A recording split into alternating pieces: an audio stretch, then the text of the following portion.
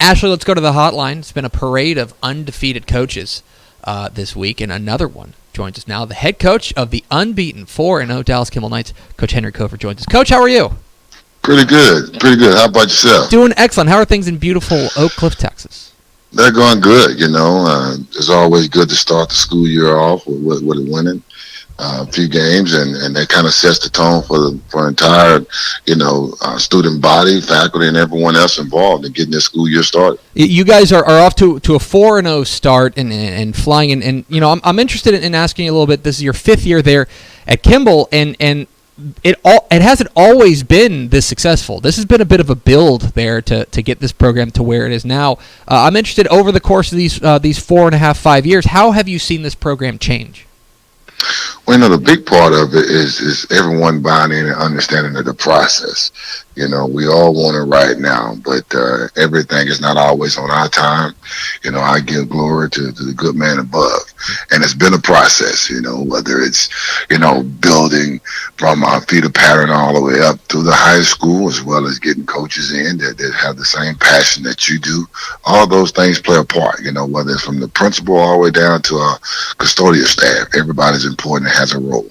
And the thing that strikes me about your squad this year is that this is still a pretty young team. It's a lot of juniors, even some sophomores sprinkled in that are playing a lot of key roles. Has it surprised you how quickly these young guys have stepped up and been big-time playmakers for you?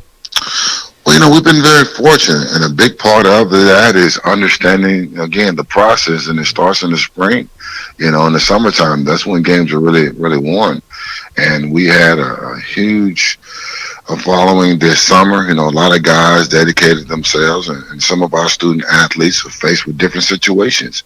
And these young men and young ladies have to work and help support, but they dedicated themselves, and that's where the biggest change has come from, just the off season and putting in a solid weight program, and the strength and conditioning, all that stuff plays a part in it. So I thought it was a matter of time. Didn't know it was going to go this quickly with such, young guys, as far as helping us out this year, but it's been a blessing.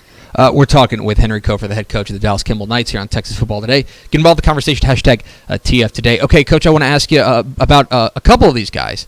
One of them I know that you were really excited about in the offseason, and it sure seems like they've stepped up, is this junior linebacker, Jai Mitchell. Stepped up. He's leading your team in tackles right now. He's kind of the head of a defense that's been really the spark of your squad this year. You're the guy who gets to see him every day in practice. What is it about Jai that makes him special? Well, there's all the intangibles, and he has some things that you sometimes as a coach you can't really coach in a sense, and I hate to use terminology in that way. He just has the it factor, and he's a smart kid. He's a student of the game, and he's very passionate about playing the position. And when you have that one that has that natural knack, you let him go. And he's doing a tremendous job in trying to help us lead us defensively as a young guy and kind of new to the program, but he's bought in 100%. Offensively, it's been a pretty balanced attack for you guys. But one guy I know that has really stepped up for you is your running back. Is your running back Cortavius Smith, a guy who's been key to. I know you're a guy who always wants to establish the run and get that game going. Overall, when you take a look at your offense as a whole, how would you assess what you guys have been able to do so far? Well, as though we had a cliche, you try to keep things 50-50, as far as the offensive balance is concerned, and we don't see it that way. Our offense coordinator, Eric Denman, is doing a really good job. He's selling himself in as a second-year play caller, and, it's just not Cortavius Smith that brings us balance. We have two other running backs that also share the load, and that's Brandon Epton and Jamarius Johnson. All three of those guys, when you look at the attempts, they're all relatively close, but we take what the defense gives us and try to take advantage of that with the kids that we have and putting them in space. So it's been a remarkable effort on their part, offensively, just keeping it balanced and being able to spread that ball around. You've got an interesting resume yourself. People may not necessarily realize that your stop before coming to Kimball was as a defensive coordinator at Tarleton State. There were the Texans. Obviously, big things going for the Texans these days. I'm interested from your perspective of how that experience of being the defensive coordinator there with the Texans, how that's helped to build you into the head coach you are there for the Knights?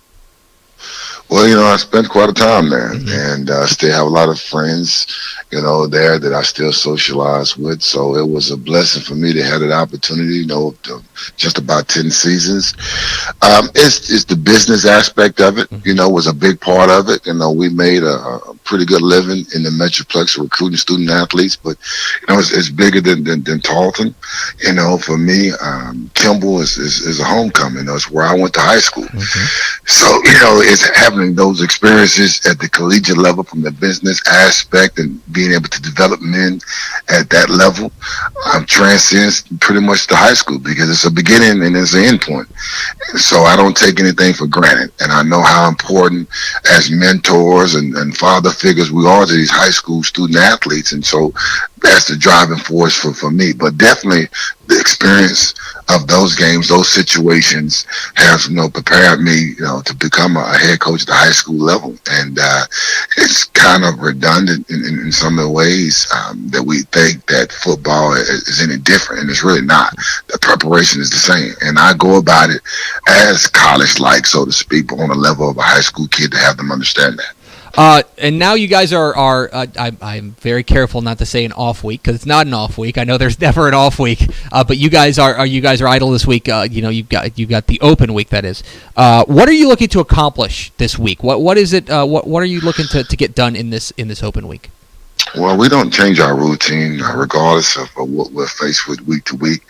So we got out there, have gotten out there pretty good this week, and we've had a couple live, situation there, some team segments, and we'll finish off today and tomorrow, a normal day in which we'll let our young guys scrimmage a little bit. But we don't take any days off. We have the same approach, whether it's our coaching staff or our student athletes.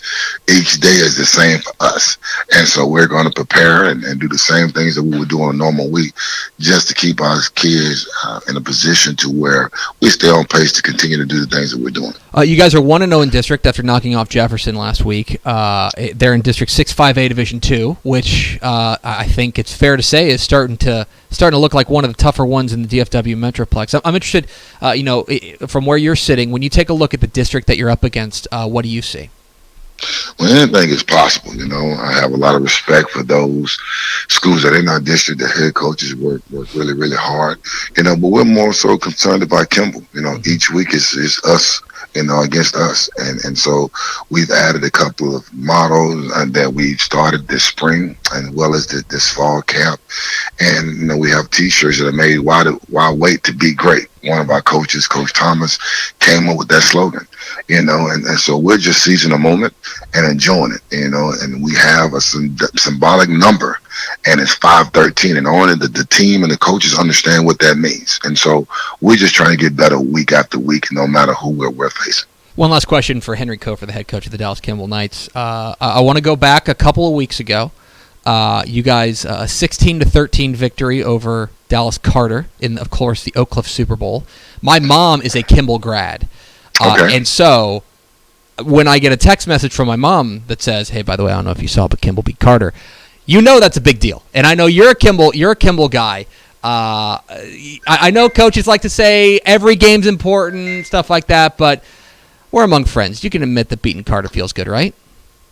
Well, winning is winning. I'm never going to take away from that. And again, it makes it that much more special having been a part of the rivalry as not only a player, but now as a coach. And it's more so about that trophy for me. James Jones and what that means to Kimball High School and the community surrounding both schools. He was a mentor. He was a head coach at Kimball that I played under, and he meant a lot to me in my life, kind of led me down the road that I'm on the path right now for as coaching is concerned. So being able to bring that trophy home really means a little bit more to me than the actual game itself, but no doubt it feels good to win. Coach Williams and I are pretty good friends. He's the head coach there at Carter, and so it's a special moment. But that trophy it means everything. It's one of the great rivalries in the state of Texas when Kimball and Carter get together, and the Kimball Knights brought home the James Jones Trophy this year. He is Henry Cofer. He's the head coach of the 4-0 Dallas Kimball Knights. Coach, really appreciate your time. Congratulations again on your fantastic start, and best of luck down the road. Thank you. Thank you guys again for allowing us on this morning. We appreciate you.